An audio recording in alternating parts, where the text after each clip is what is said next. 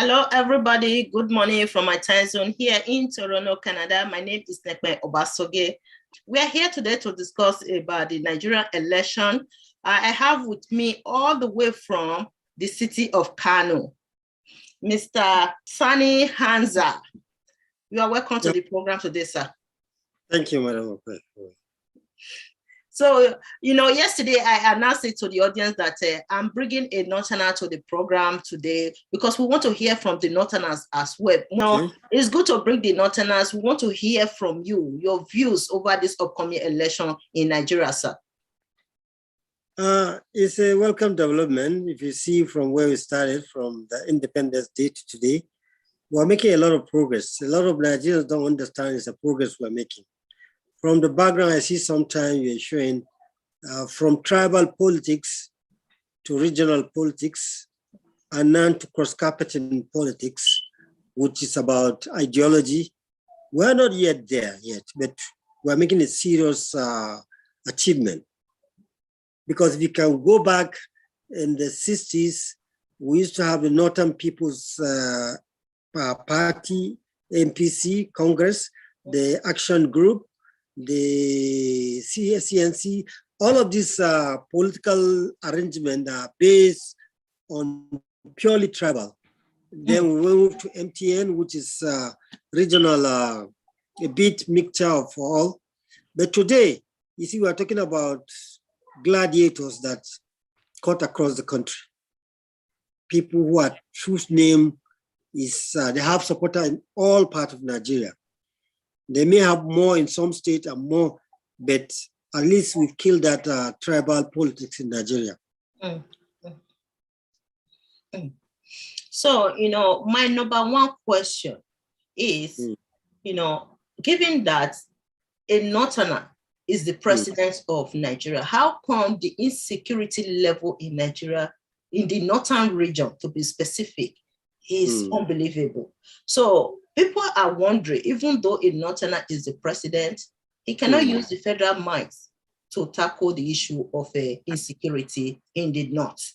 So why is it that the northern region is concentrated with this Arab bandits? So why?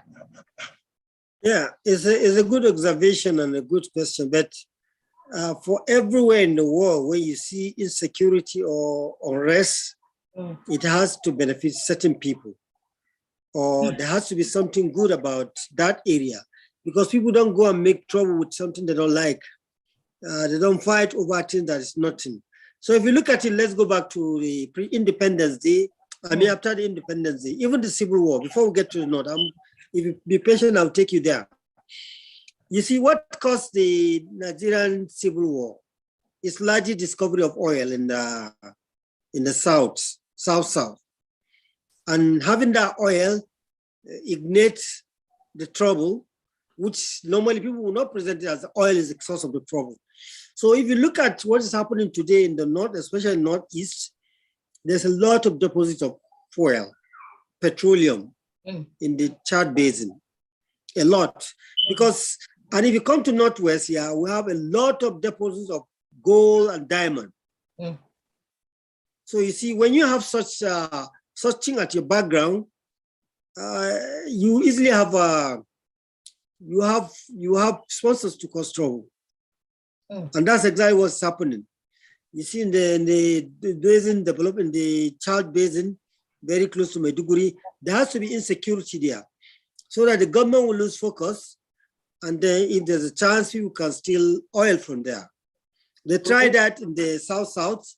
Nigeria was so strong, and coupled with the Igbo agitation, went to war. Within 30 months, we covered the war. But this time around, it's very difficult. We have to be very careful the way we do things now, because most of this, I don't want to call it name, most of outside power that has influence or that are fueling this crisis are stronger. They predict Nigeria to be disintegrated in 2015 during the Goodluck. That's the greatest achievement of Goodluck Jonathan. He kept Nigeria one. Even when he lose elections, some people wanted him to go, such power wanted him to refuse so that there will be trouble in Nigeria, there will be war, but he didn't do that. So we must salute Judith Jonathan on that issue. It's a real Nigeria, it's a patriotic Nigerian, because he realized that not just being the president, but the country is more than his ambition to remain the president.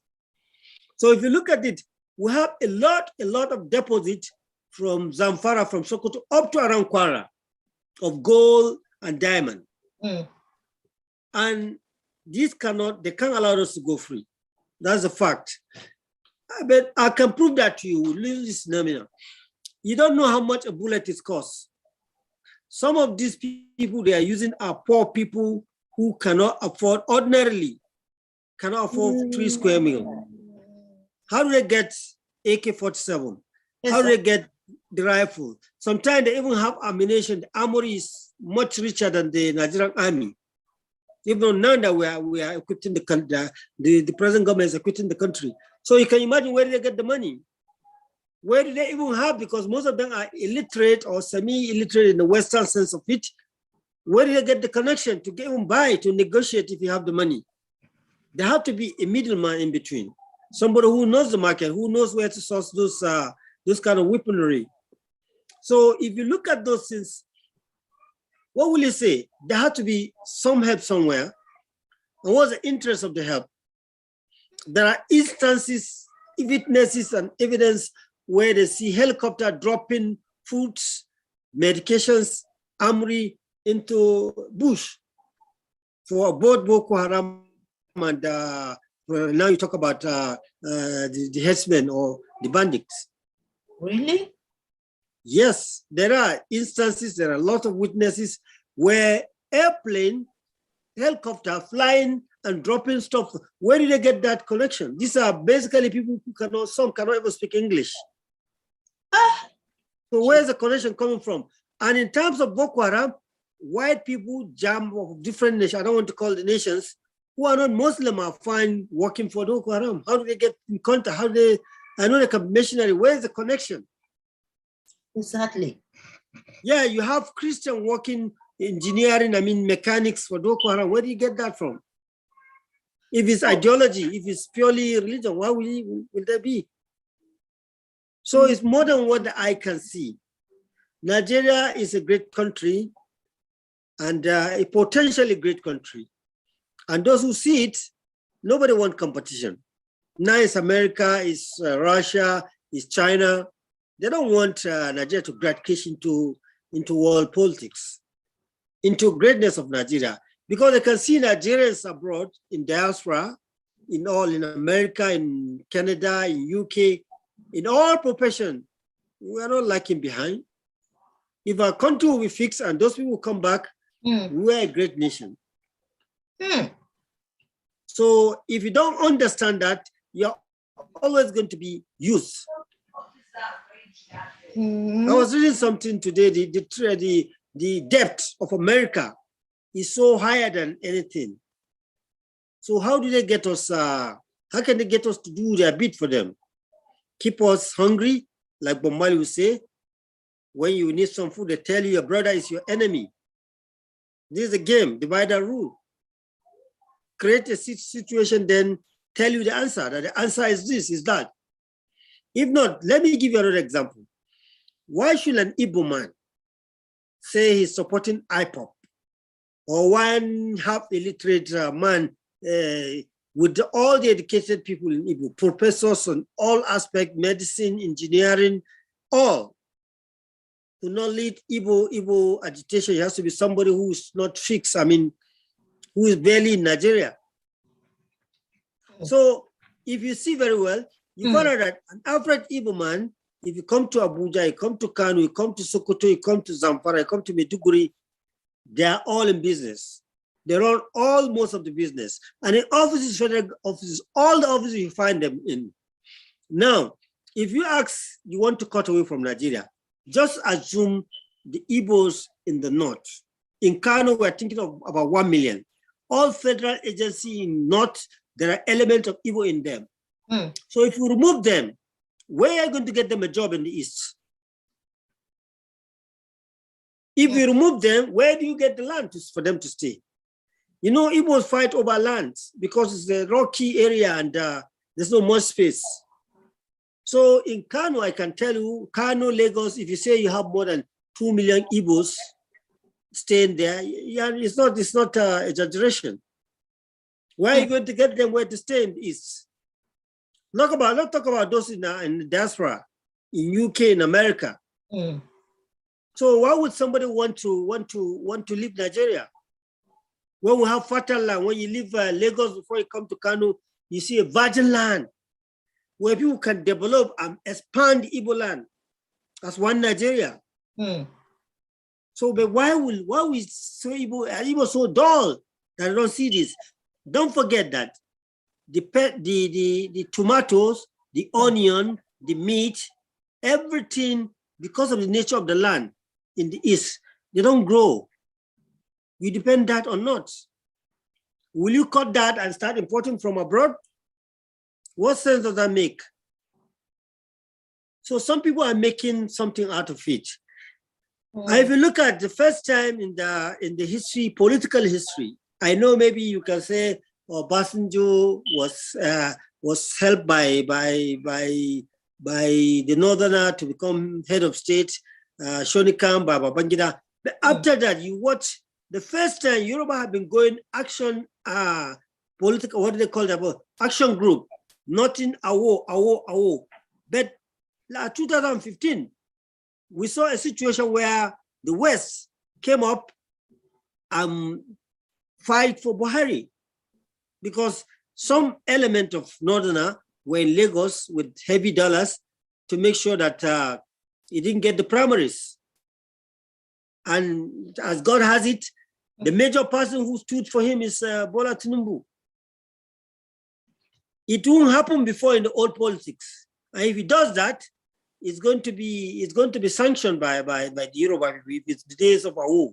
So you can see we're making progress. Yes. Now people are talking of the South, even within the APC, there's a up and down, or there's friction between the vice president and his former boss, Bola Tinubu. You know, and in the North, people are divided over this. Some are for Bola Tinubu, some are for the vice president. That's a development. Politics is not an agreement, it's a verbal war and reasonings. And somebody who has superior reasons takes in how to win hearts, to win the follower. That's what politics is all about. It's all about cohesion. It's not about threats. It's not by intimidation. No, by feeling you care about the people you want them to support you.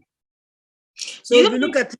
You mean that we are more inclusive now? Yes. Now yes. than in the 60s, for instance. Yes. I can give you more example. In the 60s, the region was divided into three: the North, the West, the East. There was agitation, even in the South, by the Calabars. There's the people who try to success from the West, you know? And even the Midwest, which is supposed to be in the Western region, made an agitation and break away from the West. It's based on tribal, it's a tribal sentiment. In the North, we have somebody like Joseph Terka, who tried to break away Benue Plateau, you know? So if you look at that, in spite of that, today we don't talk about that. It's true. Today you see a Kano man campaigning for Patakot man. The Patakot man is a hit man. Okay, how about this man, this Minister of Transport? The Minister of Transport is one of the people who fought for Buhari, who fought for the coming in of Buhari. They stood there during the primaries. It can't happen those days. So, but there are a lot of people who doesn't go to history, who go back to history. They think what is happening is bad. And even security is a little bit improving now, because I live in Kanu. There was a time where you can't travel, you can't move your car 100 meters without being checked. If you're a motorbike, you drop, you have to push your motorbike, you have to be searched. And there was a time within 2014 to 2015, that every evening there will be some bomb blasts in the market, in the church, in the mosques, in all the institutions. That has stopped. Now what is going on is kidnapping, which is largely in the bush. You have to be on the road before you're involved. So from where you are in the market, you have been bombed, to area where a student in university, higher institution in the class been bombed, to a place where a church or mosque you've been bombed, to now reduced to roadside. At least there's improvement a bit. There's improvement. We are not there yet, but there is improvement because. Okay. Do you mean that there's improvement in the security level right now? Yes, I don't know where you left the compare. Yes, I'm telling you, between 2015 to 2016, here in Kano, you cannot drive your car 1 meter without being asked to stop checkpoint in the middle of the city. If you're on a motorbike, you drop and push. Our emir, the most sacred person who have been bombed, who have been in the middle of the day, in the afternoon, people came out to spray him. In the mosques, in the church, all over the country, from Borno to Kano, even to Abuja, to Nyanya, to all these places.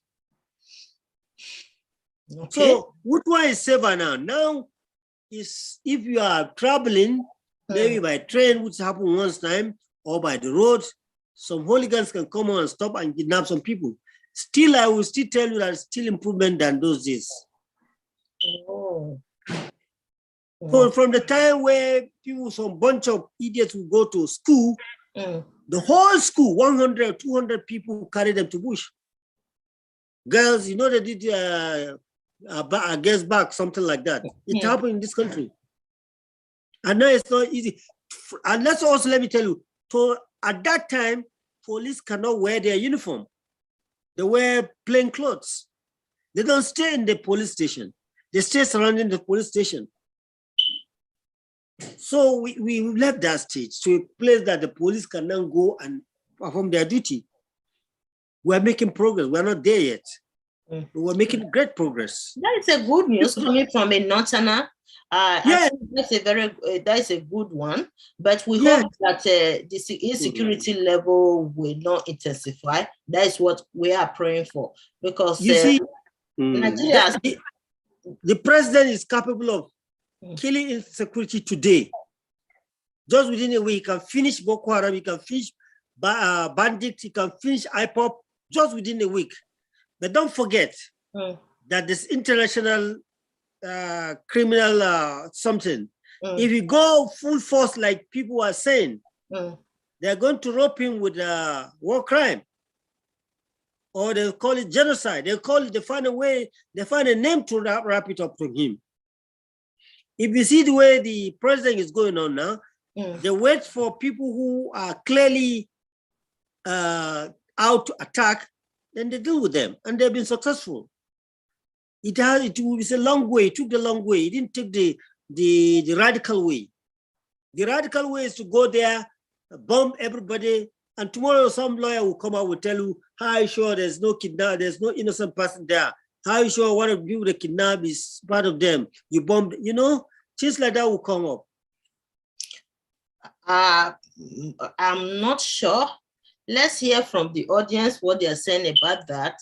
That if the government try to get rid of Boko Haram, the international institutions will construct such a raid as a they did. Genocide. Good Lord, Jonathan. There was a time they were raising that point that the Nigerian army are capable of facing the criminal criminal injustice. It happened.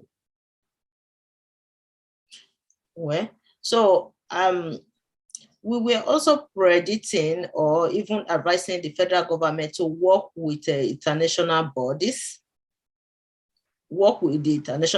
to tackle this issue of insecurity, especially Boko Haram. They can't help us. We are better off than them. I'll give you a reason. Somebody want to say something? No, nobody. Okay.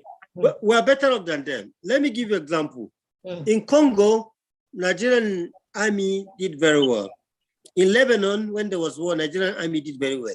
In Sierra Leone, in Liberia. But what people don't understand, sometimes certain security issue is not something they discuss on the TV.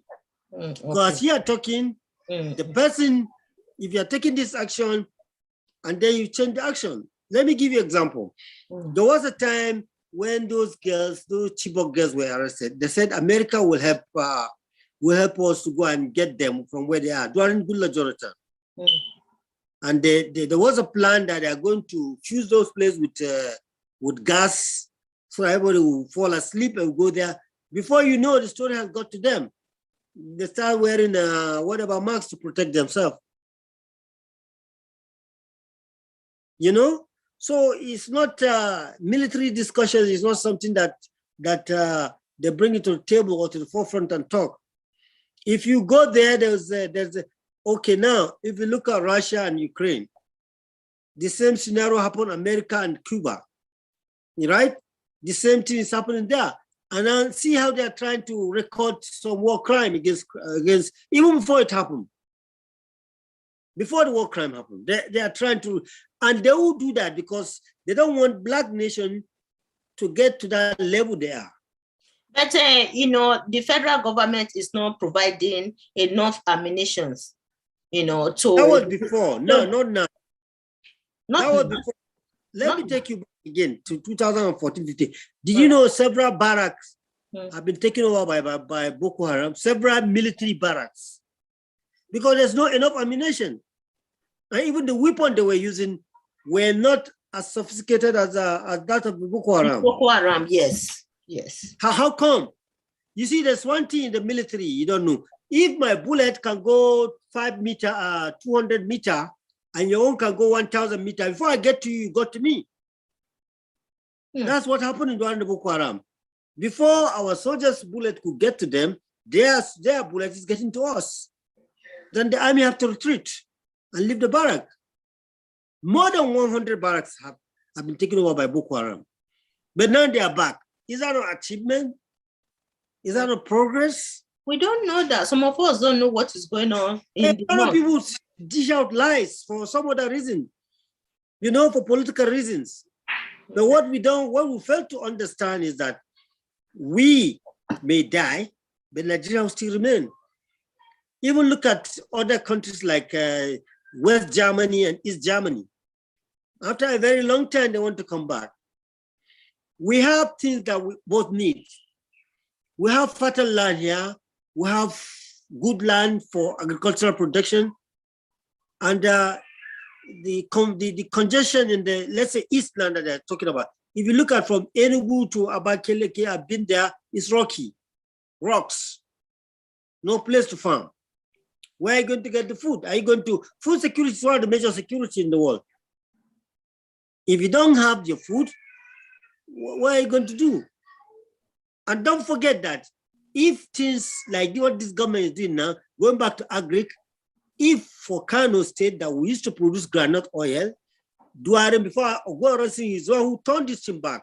When we used to have a federating unit, federal unit, North has generated its own money, West generated its own money, South generated its own money, and they give 40% to the center, they hold 60% to themselves.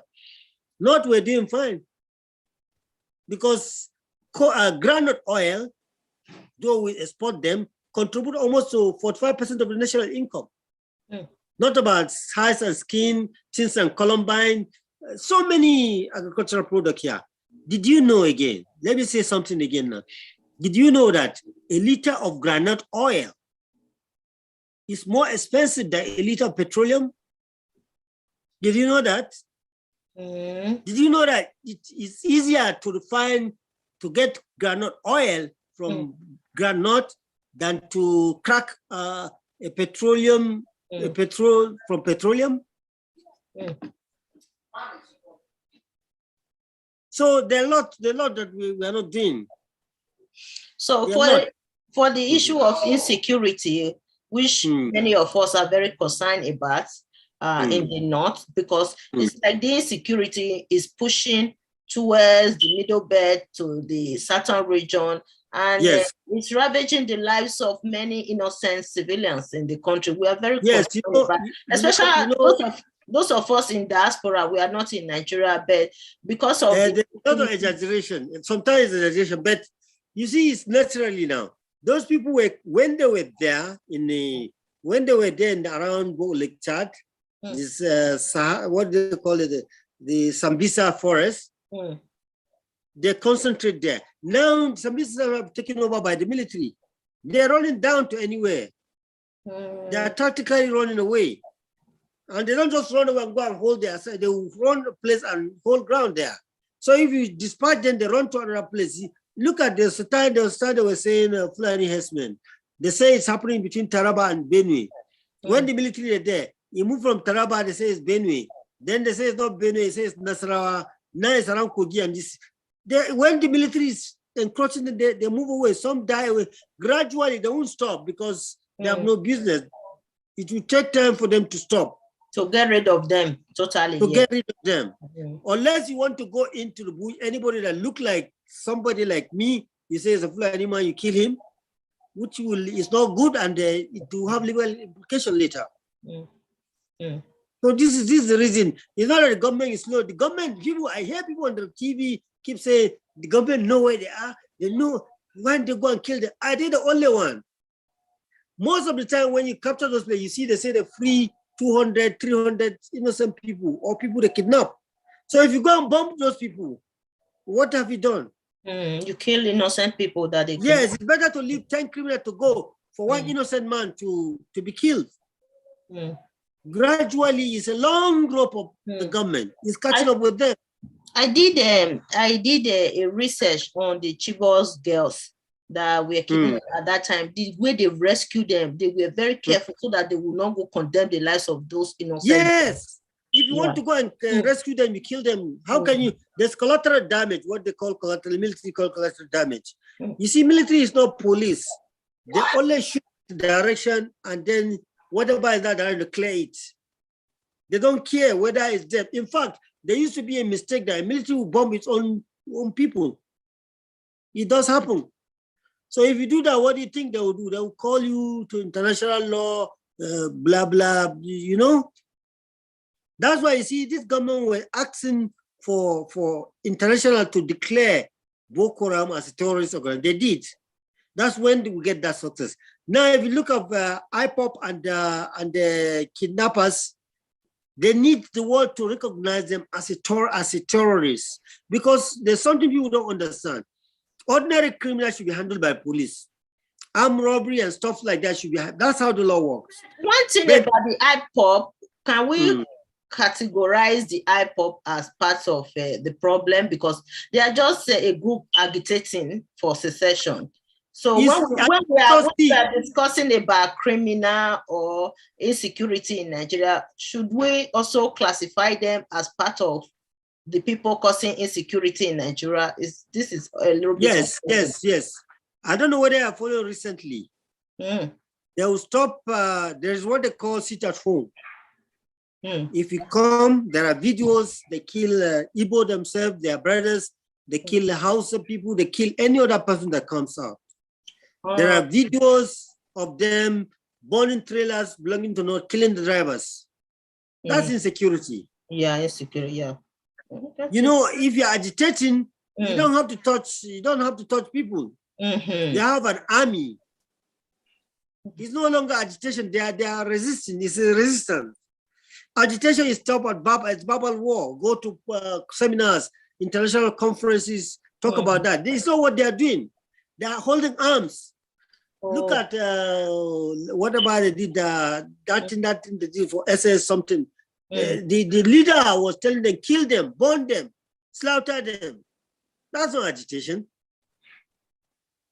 That's not agitation. Exactly, yes. That is resistance, or will I say that's a war. So they already classified themselves. Yes. Because somebody who is throwing stone or stick, like you talk of Palestine and Israel, you can say that's agitation. By the time Palestine take a gun and start shooting at the Israeli, it's no longer agitation. It become war. So, and that's not what they are doing. They are not, if you say June 12, it's a decision fine. During the years of June 12, Abacha, you see them gathering, they will go there, police dispatch them, they move to another place. None of them will throw stone. That's agitation. The situation where people are slaughtering people, you know, making the roadblock, killing people, burning people. They are not there. It's no longer agitation. Yes. They are take over because they have a law. Don't come out on Monday, all the Igbo land. They don't care whether you're Igbo or not. If you come, is killed.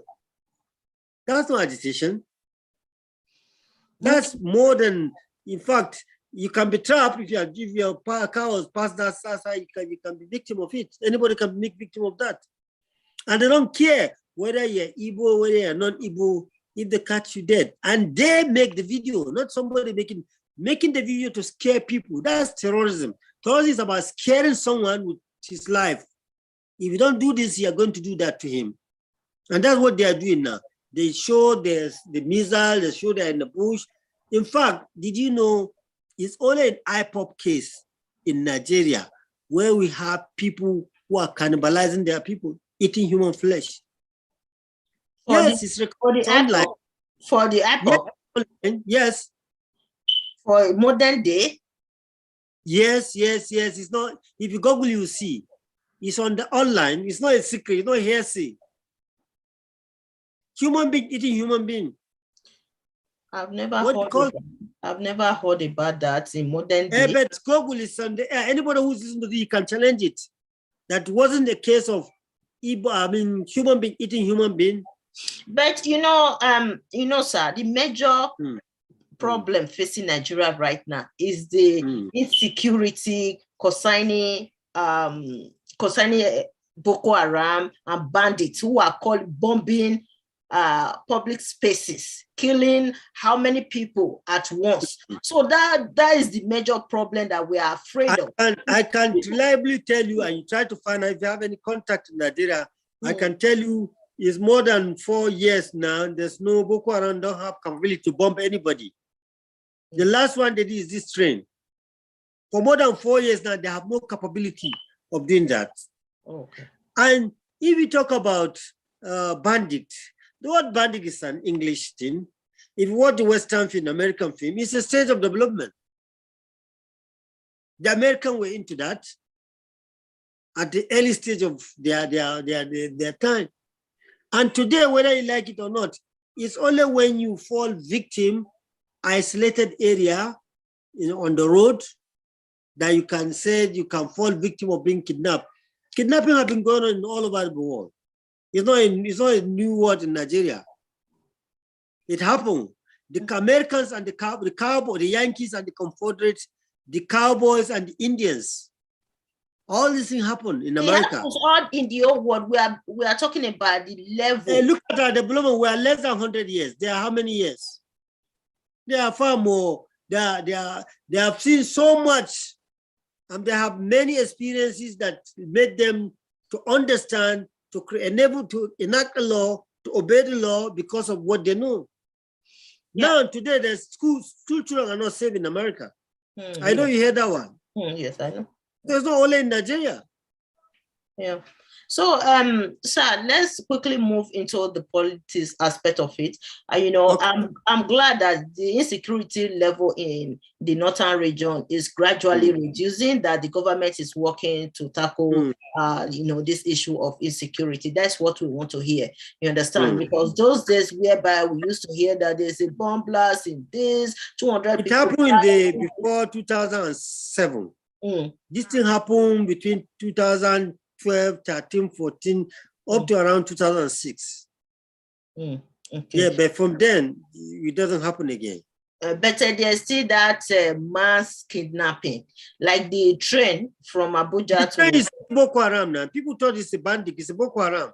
They are claiming that some of their people that they were arrested, they want an exchange with them. They don't want money. Let me give you one thing, before this Boko Haram, what people believe, the same thing with IPOP, is that Boko Haram vanish. God cannot touch them. They cannot be killed. This is the kind of fear they impose on people. But they were killing them in mass. The same thing the IPOP were using. They say they go and do their juju, bathe them in water, hot water, but they're killing them now. They say bullet cannot penetrate them. It's not true. Okay. So all right. For the IPOP one, I never heard about IPOP killing people, and yes, not please do that. There is. It's not hidden. It's not a side story. It's online. Politics. Let's quickly dive into the politics. And the APC primaries is coming up. I think it will start tomorrow or Monday, something like that, on Monday. So who are we expecting to emerge as the candidate from APC now? Well, you know, if you look at it, you can't talk about APC without going back to PDP. You see, what happened to the PDP is what will influence what will happen in APC. You know, before, many of us were of the opinion that let East have it and let's see what they can do. This agitation, let's give them, let's see what they can do. Now the PDP gave it to North, Atiku. So you see, because whether you like it or not, let me do some calculation for you now to see. Kano alone has every election from 1999 to today, 3 million voters. Buhari used to get 2 million something here. Don't forget 2 million voters in Kano.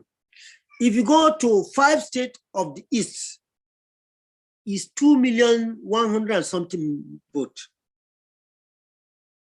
Yeah, I'll be patient with my background. You know, the same vote of Kano alone, if you remove Lagos from the West, is more than the whole vote in the West. Whether you vote for PD, the whole vote is more than that. Now, if PDP is taking somebody from the North, I hope you understand the intrigue now. And then if APC decided to lose North, you understand what I'm saying, go? Because they want to balance and take from the South. If you bring vote of Kano, for instance, it will be more than the whole East. If the people of Kano decide to vote for Atiku against maybe somebody, vice president from the South, the vote of Kano is more than the whole Yoruba land, apart from Lagos. It's only Lagos. You don't talk about Sokoto, you don't talk about Kaduna, big votes. So you find out that Southwest alone has 18 million votes. Northwest. While in Southwest, only 8 million voters. Those who vote, it doesn't matter who you vote for. Whether I vote for APC, whether I vote for PAP, no, the total vote we are talking about. That's eligible voters. Not even eligible, those votes that are coming out after being casted is the vote we are talking about now. So what you mean is that even though APC tried to zone the candidates to the Southern region, there's no way that Southern can compete with Atiku in any Yes, somehow, but if you look at, some of them have some influence. Now, the governors, I learned that they are supporting Bola Tinubu. They can pull something for him. And Bola Tinubu is a case of like Abiola. You know, Abiola contested against Kanu man. But here in Kano, Abiola beat the Kanu man. Yeah, he beat him. Only a candidate with that kind of representation can make influence in the North. Let's say in the Igbo, like Rochas or Korocha. But the Igbo will not present him. Rochas have school here, you have scholarship, you have so many things here. You can beat Soul of the Soil. He properly presented. What about Peter Obi? Peter Obi has no place. Okay. You know why? Peter Obi was hostile to the Northerner in time of his government. He was asking Northerner to hold ID card, which I'm sure the Igbo from his state in Kano are more than the whole Northern in his states. We don't come, if you come to Kano and say that Igbo should hold ID card to differentiate them from other Nigerians, how will he feel? And if you look at it now, he's not in problem with IPOP. All IPOP sympathizers are with him. What does that tell you of him? And who IPOP say, who is their number one, where is their interest? every day, Fulani, Fulani. What do we do to them? Our Fulani man. We help them. Let me tell you, did you know that no every northerner can hold a shop in Igbo land, no matter how rich he is? But we give them shop. We give them houses. Some they give them free to stay here. So this is what he represents. I know that the Northerners are very generous and they are very kind and honest. Because I've worked with many Northerners. Obi cannot be trusted. That's one thing about him. He cannot be trusted. That is a clear fact. He cannot be trusted. If you say VP Vice President can be trusted, fine. If you say Ken Namadi can be trusted, Obi cannot be trusted here. That's the issue. Because all those things they say he did against the North. And it would be stupid for any politician to not look for the number, to look for sentiment. If you want to become anything in Nigeria based on democracy, which is based on number, you must be appeared, even if not sincere. You must be seen as a friendly to North. Because if they are going to vote, if it's going to count, vote is going to count. It's not that only the candidate supported by North can win. Yes. Only the candidate is supported by the North. Because about number, democracy is about number.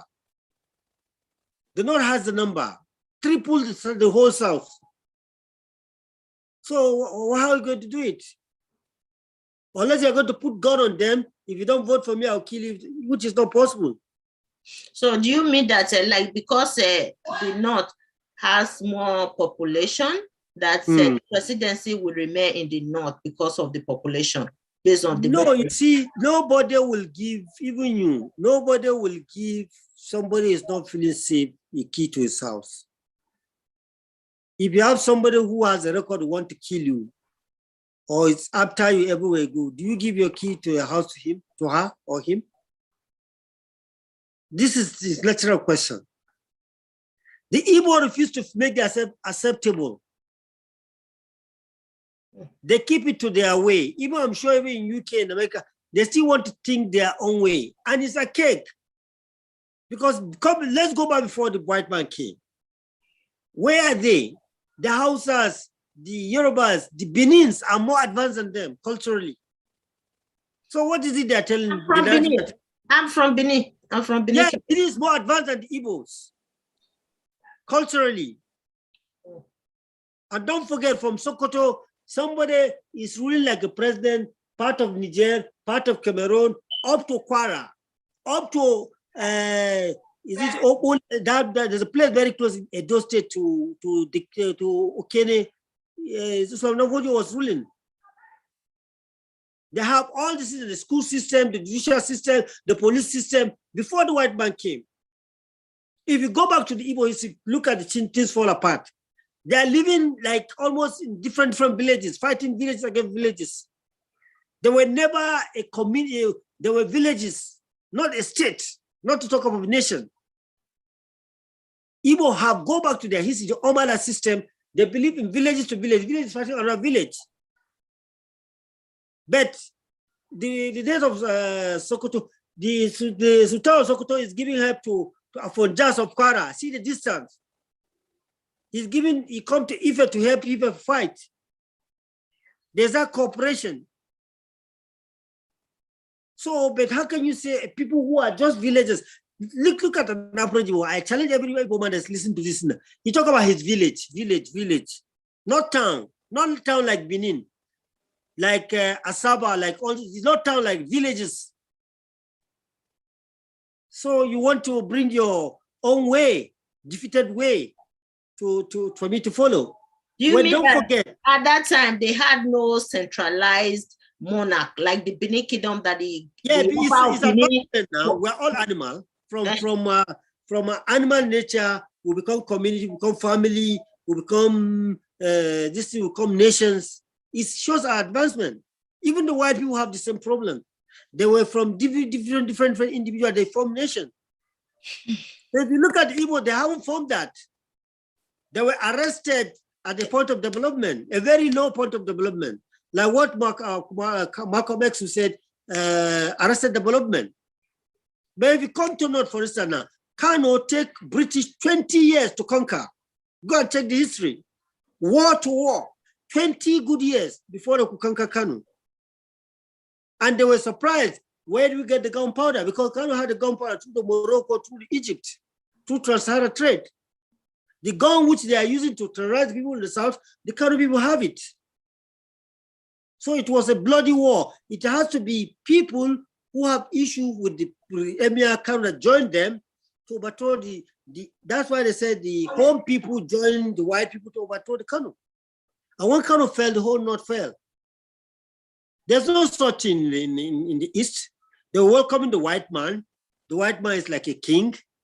In fact, some of our enemies refused to recognize white people, like Emir Alu. He has to be deported to Lokoja. He died there. He's a Kano king. Never to allow to come to Kano. The British brought from that. Now you talk about Emir, you are saying it's injustice. It's not the present government that formed it. It's the colonial master that formed. All those kings that resisted and fought them, they took them to far middle belt or somewhere. As a never to enter Kano. That's the law. Nobody changed the law. So if you tell me Emir Susi cannot enter Kano, it's injustice. It's not the present government that made it. It's the colonial government. Yeah, if you are deposed, you shouldn't enter the city. Because they fear that if you come politically, you can motivate people, you can rise under uprising. That's what it's meant for. So the Igbos should have calmed down. Look at the reason for the first, how can you do a coup? The 7 major that coup, only one is a Yoruba man. But, you told me at the beginning of this program that we are more united now. Yes, we are more united now. But this rift between the Igbos and the Northerners right now that you are just explaining, it makes me think, but where's the unity here now? I say it's better than before. I didn't say there's no discomfort. There are Igbos, I mentioned some Igbos who have moved out of that kind of mentality. There are so many of them that have moved out of that mentality of Peter Obi. If you want to rate us historically, as the white man look at us, how he met us, I am educated, Peter Obi is educated. To the eyes of the white man, I'm better than Peter Obi. Whether I agree or not, that's true. But the same Peter Obi will tell someone like me, I'm a bushman. I'm in Kano, my city, I've been here before more than 2,000 years. I've seen foreigners, Arabians. The first airport is here in Kano, but someone like Peter Obi can tell, this is the mentality I'm talking about. Someone like Peter Obi can tell him that is more civilized than me. What civilization? Copying the white man? Yeah, copying the white man is that civilization. If you don't forget your Fela was saying Pulufono, if you listen to that song, that's what he's talking about.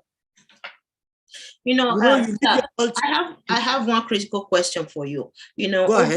Over these years, the Igbos, the Easterners, have not been allowed to occupy the Aso Rock. So don't you think that they deserve a chance? Because look at the leadership over these years. It has been rotated between the Northerners and the Southwest. You understand? Southwest, South too. South, because Jonathan came from South, and the Southwest and the North. So we haven't seen any politician coming from the Eastern region, the Igbos. So don't you think that they deserve a chance to strive politically in the country? Yes, they deserve. But let me tell you, this is what I've been trying to tell you. Igbos are Igbos. They are not white, they are not American, they are not Canadian, they are not British, they are not French, they are Igbos. So why will you tell me because you copy Frenchman, or before you copy American, or because you copy British, you are better than me? You have to be judged with your culture and my culture to know who is better than me. And nobody, like I said, nobody will want to give his house to somebody who outwardly, unrepentantly, continuously seeking your downfall. Nobody will do that. You see, The first regime, look at the beginning. We've done that to them. Igwe Oronsi was the president of Nigeria. Yes. Zik was given president, Owe was military president. Zik was given president. You know, the parliamentary system is that the party that wants the vote, such party will have everything to themselves. After the whole election, the NPC, Northern People's Congress, won the party. Out of friendship, out of looking for unity, they call for unity government. I won't say you not join the unity government. Zik agreed to join the unity government. The position of president was given to Zik by the Northerner. He didn't win it. It was given to him. What happened? You know, if you look at the history of the Nigerian army, it started with Hausa soldiers, the constabulary. So there are more Hausas in army than the Igbos. The Igbo wanted independence. They went to universities. They came out as officers. So they staged a coup. And in this coup, all the Igbo element in that government, you spare them. You only kill some few Yoruba and kill all the Northerners. Even Northerners who are not politicians, who are military, who are threats. You selected military officers that are educated who went to university. You killed them like me, Zakar Mimbalai, so many of them that are not politicians. And then you put your man, there, Agüero Oronsi. The Agüero Oronsi demolished something because the North was doing better, North had more money than the West. Education is only free in the North.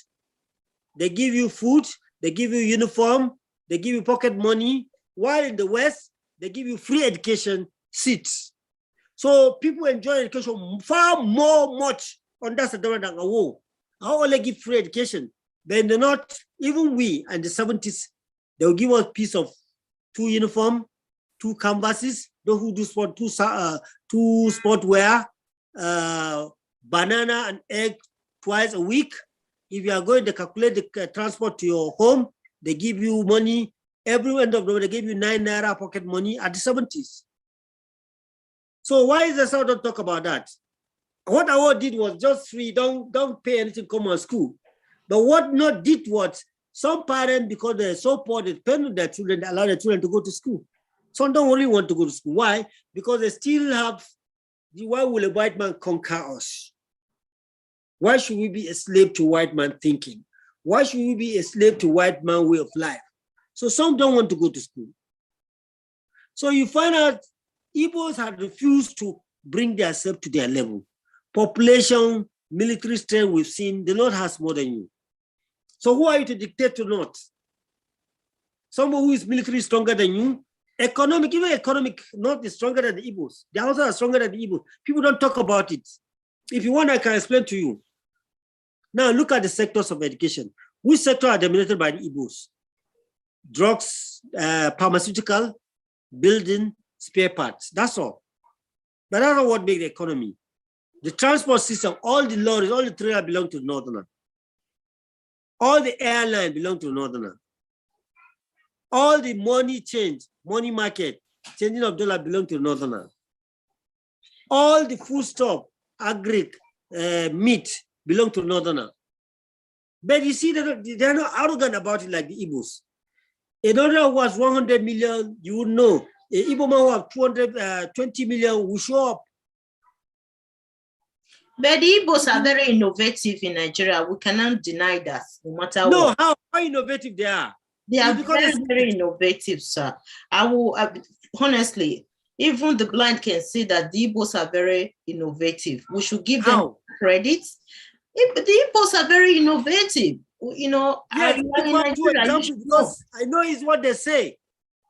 It's what they say. They talk so much. Not them. I was born and raised in Nigeria. Mm-hmm. So I witnessed the Igbo people. Igbos are everywhere. They are everywhere. Yeah. So you can see. I don't know Hausa in your community. The Hausa people, I'm not saying the Hausa people are not productive. They are not innovative. I'm saying. But the Igbo people, we should also give them credit for being very Let me give you an example. What you don't see. Industrious. They're very industrious. Let me remove one lead from the way you perceive it, you see it now. There are Igbos in your community, there are Hausas in your community. Do you agree with me? Yeah. Do you see Igbo man in the business of meat? Do you see Igbo man in the business of selling animal? Do you see Igbo man in the business of money changing dollars? Do you see Igbo man in transport? Apart from Canadian electrical divorce? You see, they talk so much about what they do. And you see, they try to dominate your area, but how someone, if he comes to your area, he tries to do the job that you don't do. Did you know that Edo and Delta is where even my grandparents, people of my grandparents, do go and get the skins of a python? It's a big business, leather of a python. You won't know, you won't see it because they go quietly, they don't offend you. They do their business and go away. But everyone will be floating, will be chasing all the guests on that street. You know? Because you open a chemist or you open a shop where you tell you this is fake, this is not fake. So do you just mean, do you mean that there's nothing good about the Igbos at all? There's nothing no, good there's about everything them. good. There's everything good about it. It's good. There's everything good about every human being. But the problem of the Igbo is that they overblow their trumpet. And the only narrative they know is their narrative. You understand now? Yes, sir. So, you know, there are two sides to every story.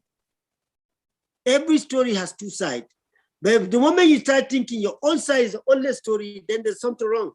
Igbo think only their story side of the story is a story. I can give you so many business that Igbo are not into it. They don't know it, and it's a money business, big money business. Igbo are into this. Let me tell you what that. You see, they're into pharmaceutical, building material, spare parts, and shops, all these cosmetic shops. That's all. That's all. Just check. The selling of beans, the selling of yams, it's not important there. Have you been to Aba? I've been to Aba. You see how productive and innovative they are. Okay, see this one. Yet the same thing we're saying, they are into fabrication. All those things now, it doesn't finish from the clothes they are clothing, the imitation of shoes. You understand what I'm saying? These are not original. See where we are telling you that it's not innovative. You can't have made in Italy shoe, made in Spain shoe, and then somebody about is trying to mimic them. It has to be something that's originally from you. Now, take it or leave it. Whether you like it or not, whether Igbo man like it or not, he can't rear a cow, which is a big business, million business. It's original. It's not copying from anybody. It's his job. Okay. Igbo created fake. Everything they done somewhere, try to mimic. It's not originality. When I copy you, I'm not original. You understand what I'm saying? If you see Igbo man, even the earring you're wearing now, if you're from Japan, you try to mimic it. It's not original. You get there. I don't know whether I get to what I'm saying. If it's original, it has to be within him. You know, he has to come only him, exclusively for him. This is what they do. They call it this thing. If you do this thing, they go and mimic it. They go and do similar type, fake one. They call original and non-original. And that's not creative.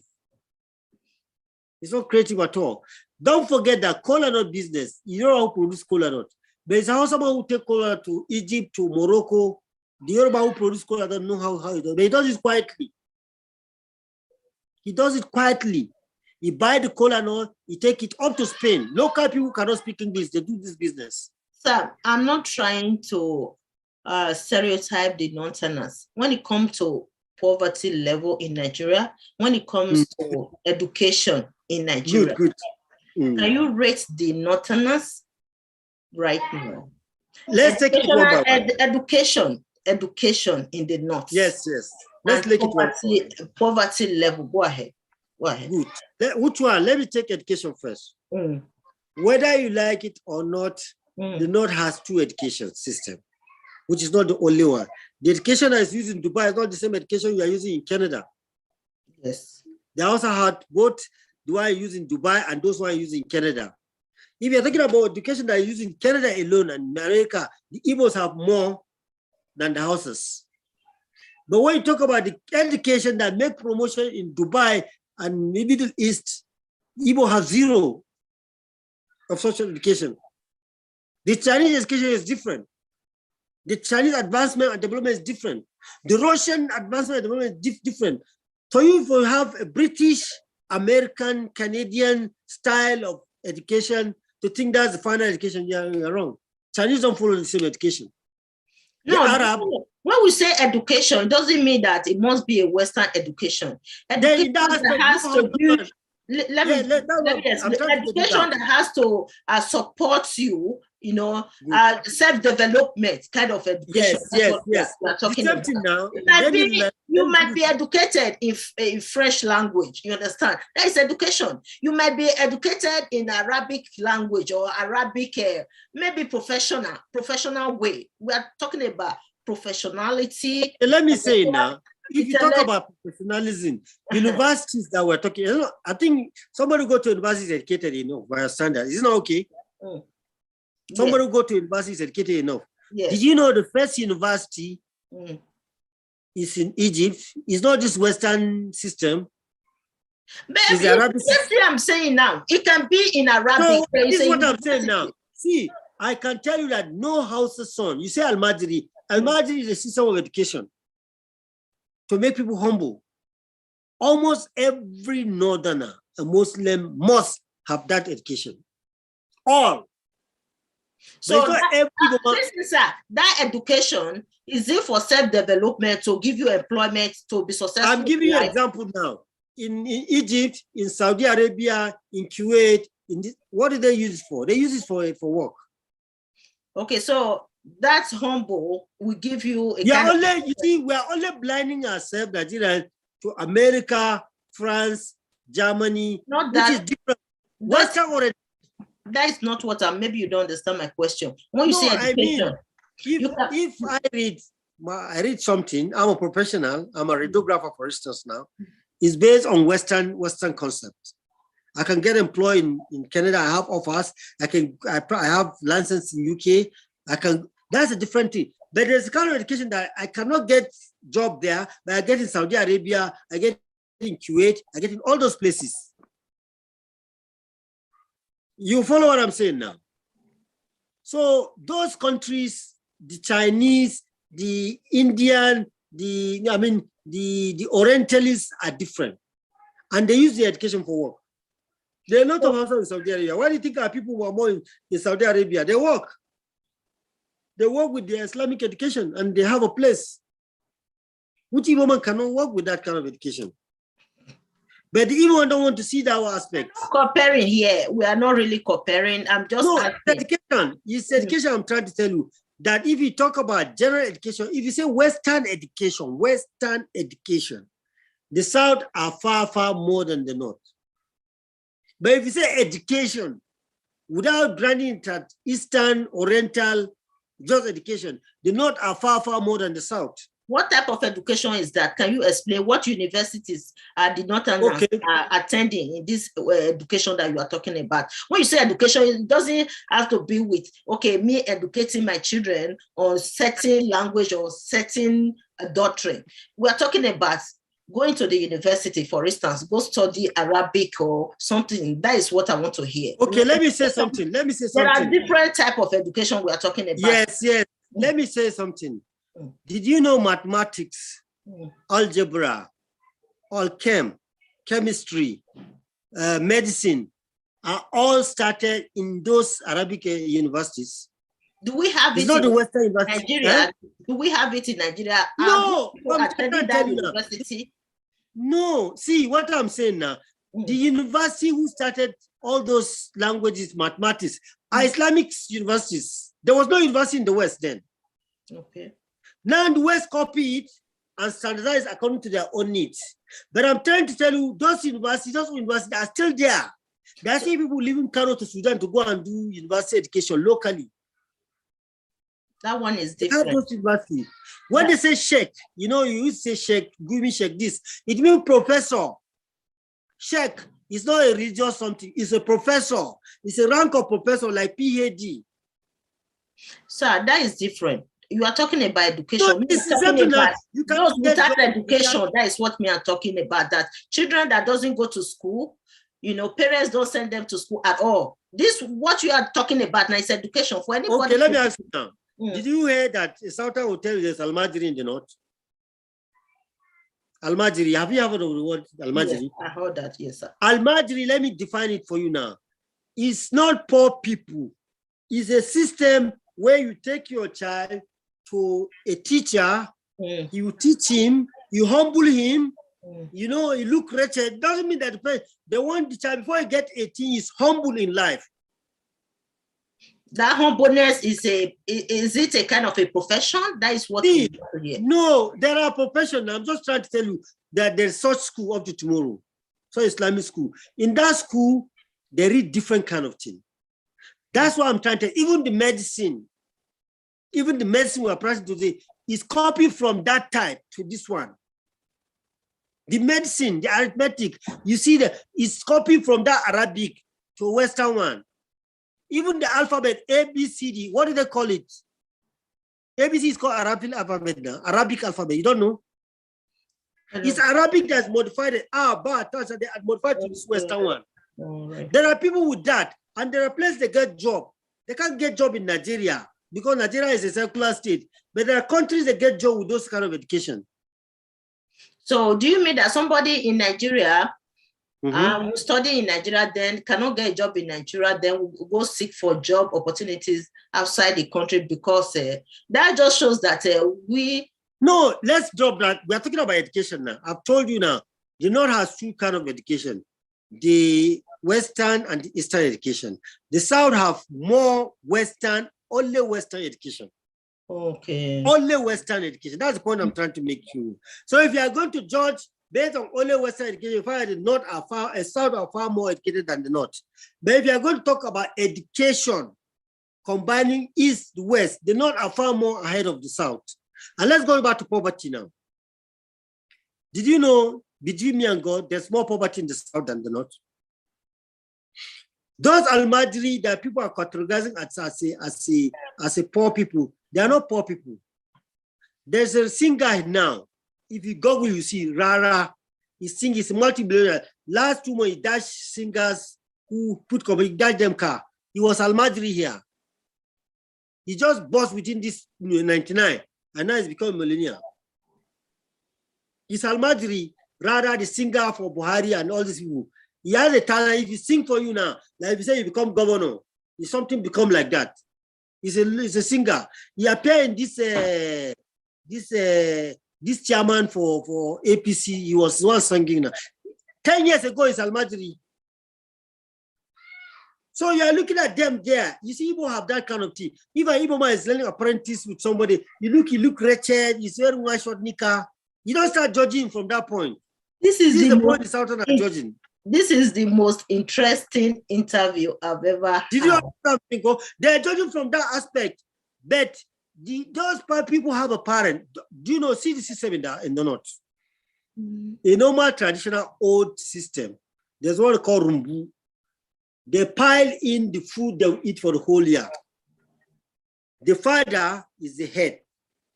Even if you are grown, you have 2, 3 wives, see under the father. You farm the family own, then you farm your own. Then another thing that Southerners don't understand. Most of these people, after farming their food, they put their food that they eat for here, sell one, they leave the one for the wife to sell. They go to South, they call it chirani. That is a dry season. Instead of sitting down doing nothing, they go to South, they cut nail, they do shoe shiner. When the rain is falling like this time now, you see them moving back. Some of them are far, far richer than those people you are thinking there. I'll give you an example. When I was in Lagos. So they are richer, that's why they came. Children are doing shoe shine and all that. They are richer. Let me give you an example now. I was in Lagos between 2000 to 90 something. Those from Katsina, because I was staying and they were sleeping at the shop by our front, brought money to be keeping for him. At that time, I didn't have that money. He was gathering money up to 120. I still sleeping on that street, doing Shushana, doing all this money as well. 120,000. At that time, golf was 40,000. Golf, this golf 1, golf 2. And he has a farm. I has food with his family at home. The moment the rain started, he will move back, collect his money and go. But you can't see because of there's no arrogance, simplicity. This Almajiri had made them simple. Opposite to Igbo man who is want to show is this, he want to show is that. So it's just the opposite. So somebody will be rich and be doing beggar in the streets. If I'm rich, anyway, I think we have to end this program. Maybe next time I will bring him back to the show. I'm not sure if he's going to join again because maybe his network or